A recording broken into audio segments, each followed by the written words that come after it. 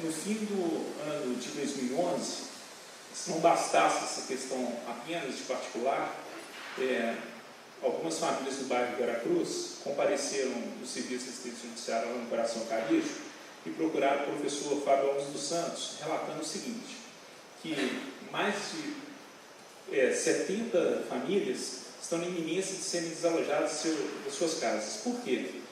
O INSS, que é o proprietário do imóvel, ele está pedindo a retomada desse imóvel. As famílias moram lá, para vocês terem uma ideia, há mais de 50 anos. Então, o INSS ele é dono apenas da propriedade nua. Quem construiu as casas, quem fez a urbanização do bairro, foram essas famílias. E, atualmente, o INSS pede a retirada sumária.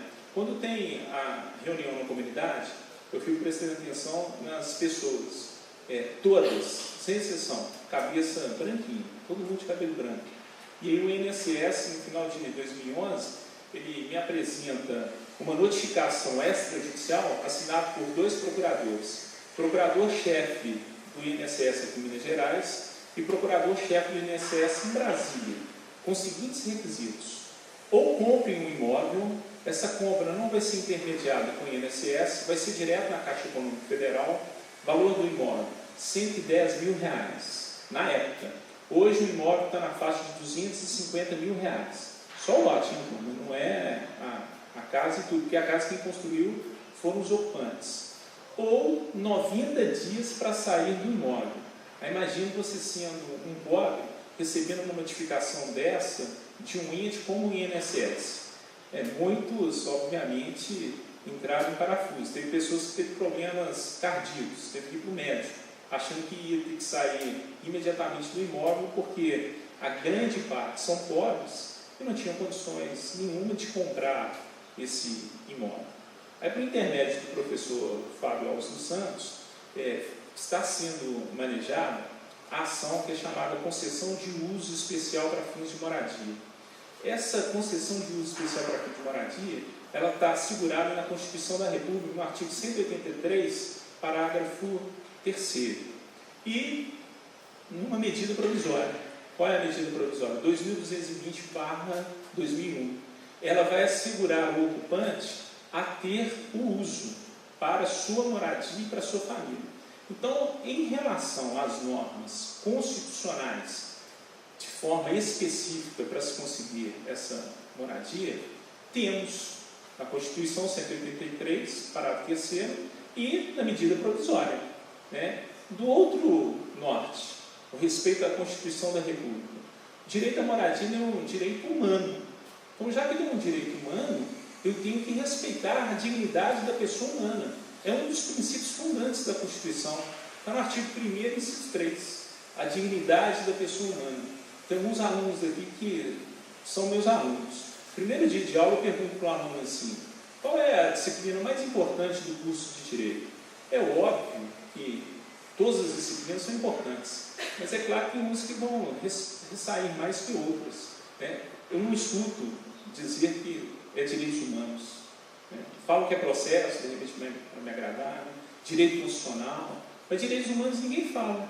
Por quê? Porque justamente há uma formatação do curso de Direito, não só aqui na Pontifícia Universidade Católica, mas em todas as faculdades de Direito, uma formatação só para o legalismo, tirando fora os direitos primordiais do ser humano e o direito notório dele, que é a dignidade da pessoa humana. Não é só direito de preso. Preso tem direito de dignidade também da pessoa humana, mas nós, como seres humanos, o direito principal é o nosso, de ser humano e ter uma dignidade a ser respeitada e mantida pelos poderes constituídos. Infelizmente, não é isso que acontece, principalmente se for uma coletividade de pobres. Os direitos dos pobres eles são vilipendiados a todo momento no Brasil. E aí, para se fazer o SAJ, tem muitos alunos aqui do 7º período e aqueles que vão ingressar. Quando eu dou aula do SAJ, eu falo o seguinte: para se fazer o SAJ tem que ter 2 requisitos básicos. O primeiro, gostar de pobre. Por quê? Porque lá você vai atender só pobre. Embora atualmente o SAJ aqui na PUC Minas ele está mitigado, funcionando a conta-gotas não é o serviço de assistência judiciária que eu estudei, não é o serviço de assistência judiciária que eu, durante muitos anos, exerci a profissão lá. Embora o SAJ está na UTI, eu torço e espero que ele reviva e saia da UTI e comece a atender a população carente, principalmente aqui no São Gabriel, que é um entorno, são pessoas pobres e necessitam do serviço de assistência judiciária. O serviço de assistência judiciária, como dizia o professor Fábio, ele é assistência no intuito de dar ao pobre um acesso à justiça. Não é vinculado ao assistencialismo, não. Porque se for vinculado ao assistencialismo, ocorre que sempre vai existir algum serviço de assistência judiciária. O cliente ele não está nem aí com a sua causa, não quer saber o que está acontecendo com a sua causa. O estagiário, muito menos, ele recebe o caso, é um pobre, ele não sabe o que está acontecendo com o caso. O professor também, ele não quer saber o que ocorre com esse caso desse pobre. Eu fico brincando, parece, para aqueles mais idosos aí, vão lembrar do Justo Veríssimo, né? O professor que trabalha no SAJ, ele precisa do pobre, é a função dele, advogar para o pobre, e ele tem urticárias de pobre, ele detesta o pobre. Por que estou informando o professor, tem professor dessa forma? Porque se o aluno não está nem aí com o processo de um pobre, obviamente quem é que tem que olhar para o processo? O professor. Por isso que eu aprendi com o professor Fábio Alves dos Santos. Eu tenho que estar atento, porque é um pobre que me roga amparo. E assistência, ela não é o pobre. Assistência é a minha pessoa, porque eu estou aprendendo graças ao direito desse pobre. Eu costumo ter alunos dizer, professor, aqui no SAJ você é tão cruel, fica me tirando ponto à toa. Não é tirar ponto à toa, porque não é a prática simulada, é prática real. Há um pobre ali que lhe roga amparo, e os meus clientes, que eu exercia a advocacia em favor desses clientes quando eu era estagiário, eu dava graças a Deus da existência desses clientes. Por quê? Porque o assistencialismo era meu. Eu estava aprendendo graças a esse pobre que vinha me rogar amparo. Eu costumo perguntar para os alunos assim, aqui em Sã Consciência, geralmente o aluno da PUC Minas, ele tem muito dinheiro. Quem é que viria no serviço de assistência judiciária e colocaria sua causa na mão de estudantes de direito? Até hoje nunca ouvi um que levantasse a mão e falasse assim, eu, professor. Então, a questão de trabalhar no SAJ, ele demonstra que você tem que gostar do pobre. E o segundo ponto de suma importância é a ética e a responsabilidade. Por quê? Porque um pobre que lhe roga amparo e ele não tem condições de arcar com custas e honorários advocatícios. Então, é de suma importância, no atual século, nós sermos solidários. Solidários com quem? Com aqueles que não têm condições de, pelo menos, no mínimo, exercer uma dignidade humana. E a partir do momento que ele roga amparo e vai crescer no seu aprimoramento profissional, eu tenho que atender ele com denodo. Bem, a questão do INSS, ela foi de suma importância, porque o SAJ, o único que até hoje trabalhou como extensão, o Serviço de Assistência Judiciária ele é a extensão do curso de Direito. Na década de 70, o nosso serviço aqui do São Gabriel, eu falo nosso porque eu ainda me considero professor aqui do SAJ de São Gabriel, porque há muito tempo eu lecionei aqui e eu tenho um carinho profundo pelo SAJ de São Gabriel. O cliente do SAJ, que está me rogando amparo, eu presto extensão, mas é uma extensão da década de 1970, que era qual? As escolas de direito, elas vão prestar esse serviço de assistência para o pobre apenas dentro dos muros, ou seja, é um serviço de prestação da advocacia, exercício da advocacia. Isso é assistência judiciária. O SAJ Corel, e aí não sou eu que faço esse trabalho, era o professor Fábio, lá verdadeiramente havia uma assistência jurídica, uma assessoria jurídica. Aqueles que não gostam dessa palavra assistência, que acham que é assistencialismo, há uma assessoria ao pobre. Por quê? Porque a assessoria jurídica ela engloba a assistência judiciária. Além de ter essa prestação de serviço como advogado ao pobre, eu vou além. E vou além de que forma? na questão de informação e formação dessa clientela do SAJ. Não só dentro da instituição, mas fora da instituição, extramuros. Eu vou até a comunidade prestar esse serviço de atendimento ao cliente de forma itinerante. Aqui no São Gabriel, eu tentei implementar o SAJ itinerante várias vezes. Por várias vezes eu fui negado essa implementação do SAJ itinerante. Porque eu vim de Poços de Caldas e lá funcionava o SAJ itinerante. Aí você já quebra o acesso, porque tem pessoas que não têm condições sequer de chegar à universidade. Então aí o aluno, ele vai até a essa comunidade. E importante também porque o aluno ir a essa comunidade dá uma quebra de paradigmas nesse aluno. Ele sente angústias ao entrar nas favelas. Eu, quando fui aluno do professor Fábio Alves dos Santos, eu entrei na cabana do Pai Tomás, eu senti um medo de tamanho, porque aquela é uma outra realidade. Quer dizer, as pessoas têm medo dos pobres. Acho que pobre, eu vou tomar um tiro se eu for numa favela. Não, não é nada disso. E foi ótimo para o meu crescimento pessoal e para o meu crescimento profissional. Tanto é que estamos aí hoje advogando para várias famílias. Então é de suma importância o aluno ter essa conscientização, não entender o SAJ como uma finalidade de curso, e sim como uma formação do aluno. Né? É óbvio que para isso ele tem que estar funcionando a todo vapor. Né? As palestras nas comunidades, os alunos separavam 3 alunos. Quem é que gosta de direito penal? Aí vai falar de direito penal. Quem gosta de direito do consumidor? Direito do consumidor. Direito do trabalho, direito de família.